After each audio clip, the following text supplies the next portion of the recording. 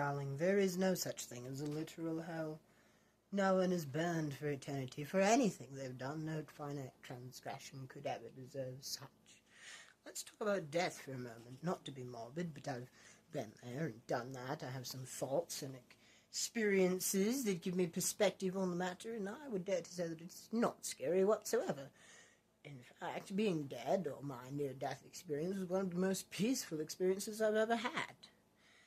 Hell, as it were, as described in religious texts, is a separation of oneself from the eternal, unending love energy of God. It's a state you put yourself into, not somewhere you're sent by another force, and you can take yourself out of it just as easily.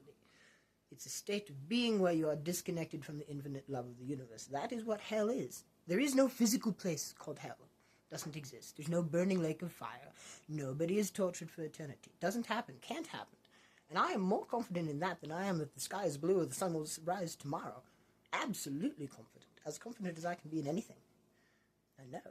Because I've been reconnected with when you're human, it's very easy to think that this is all there is, and that this perspective is the main one, and that, being a human being on the 3D plane is very big and important and full of stuff, and it is full of stuff. It's full of adventures, it's full of stories, it's full of learning opportunities for your soul.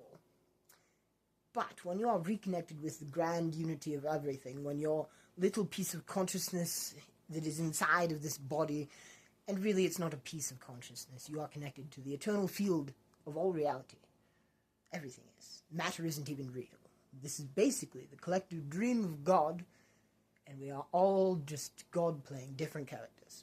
When you wake up from that, aka dying, you just go back to being one with God.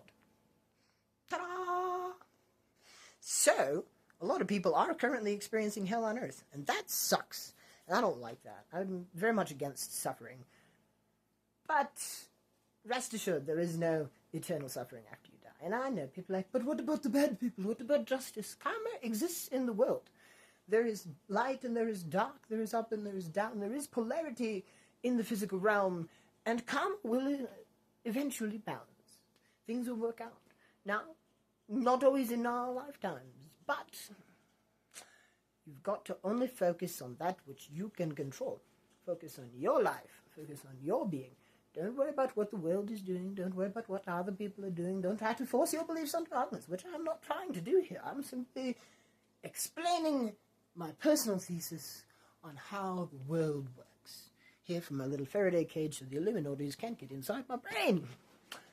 Anywho, if you have any further questions about metaphysical things, my hair, or my voice, whatever, anything, everything, if you want to tell me I'm an absolute crazy person, I need to go read the Bible and find Jesus and save my soul, then, well, I've been there, done that too, darling, but you're welcome to leave that comment if you'd like.